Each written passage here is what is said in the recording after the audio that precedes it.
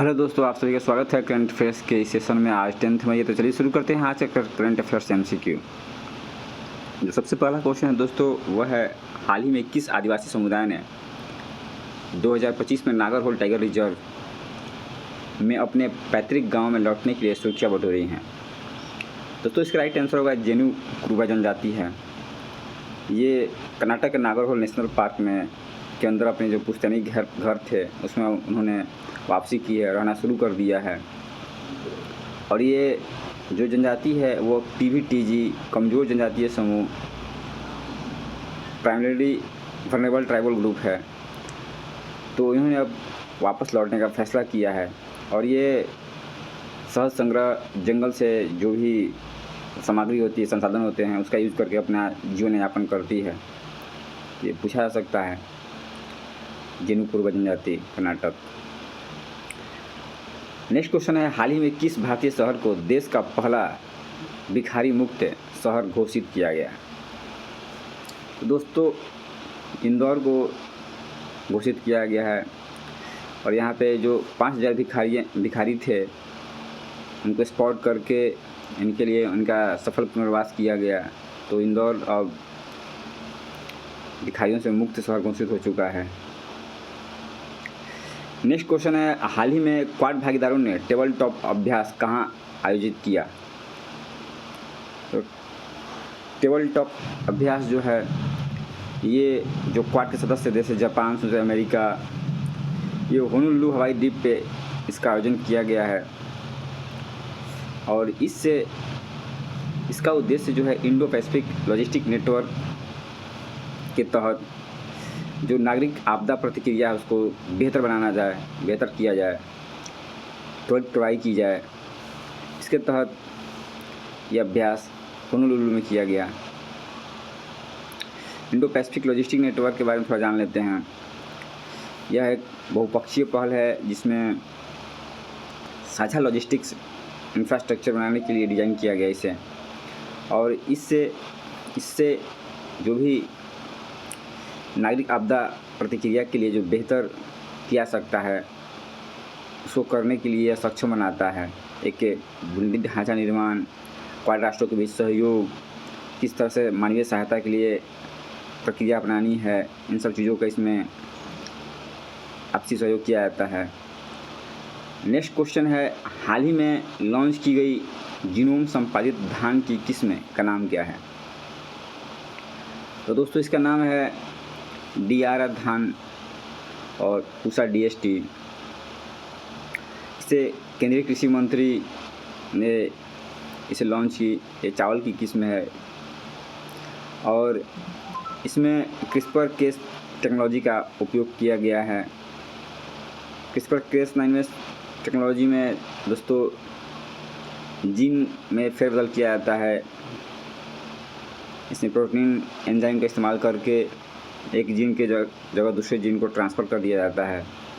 इस तरह से ये धान की किस्म का इसको लॉन्च किया गया। तो याद रखिएगा DRR धान और पूसा DST।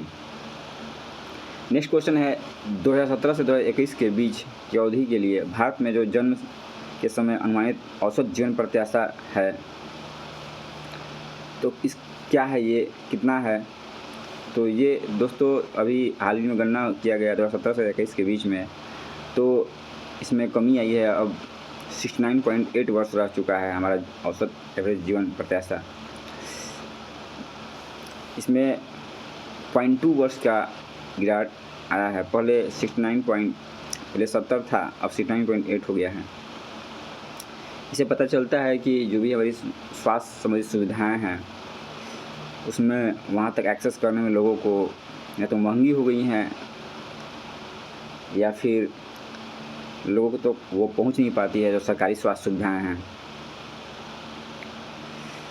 जो जीवन प्रत्याशा रुझान है उसमें भी देखिए ग्रामीण जीवन प्रत्याशा में 0.1 वर्ष की कमी आई है, जबकि शहरी जीवन प्रत्याशा में 0.3 वर्ष की गिरावट आई है। शहरों में तो ये दोस्तों बहुत अधिक महंगाई और शहरी जीवन, पॉल्यूशन वगैरह इन सब चीज़ों के कारण भी इसमें गिरावट दर्ज की गई है। नेक्स्ट क्वेश्चन है, सऊदी अरब का असैन्य परमाणु कार्यक्रम किस व्यापक आर्थिक रणनीति का हिस्सा है? दोस्तों, ये विजन 2030 का ये हिस्सा है, जिसके माध्यम से ये सऊदी अरब अब कार्बन इमिशन को कम करना चाहता है और तेल पे इसका पूरा इकोनॉमी डिपेंड है, तो इससे बाहर निकलना चाहता है। इसी संबंध में विजन 230 के तहत ये परमाणु ऊर्जा पर अपना ध्यान केंद्रित कर रहा है। नेक्स्ट क्वेश्चन है दोस्तों, 72वें मिस वर्ल्ड फेस्टिवल के दौरान मानवतावादी पुरस्कार से किसे सम्मानित किया गया या जाएगा? तो सोनू सूद को मानवतावादी पुरस्कार दिया जाएगा और ये इनको कोविड-19 के दौरान जो महामारी आई थी, इसमें उनका व्यापक राहत रोल रहा था।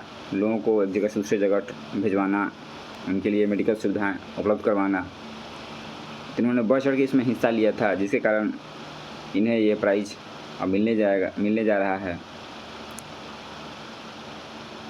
नेक्स्ट क्वेश्चन है, 2025 में विश्व प्रवासी पक्षी दिवस का मुख्य थीम क्या है? दोस्तों, इसका मुख्य थीम है पक्षी अनुकूल शहरों और समुदायों को बढ़ावा देना। तो ये दोस्तों, इसका थीम का आधार है अनुकूल शहरों और समुदायों के लिए पक्षियों के लिए बढ़ावा देना। हमारी शहरी जो जिस तरह से इंफ्रास्ट्रक्चर है वो पक्षियों के लिए अनुकूल नहीं है, पेड़ पौधे काटे जा रहे हैं, पक्षी रहे तो रहें कहाँ। इसी थीम पर आधारित ये विश्व प्रवासी पक्षी दिवस का ये थीम डिज़ाइन किया गया है। तो आज से करंट अफेयर दोस्तों इतना ही था। Thank you.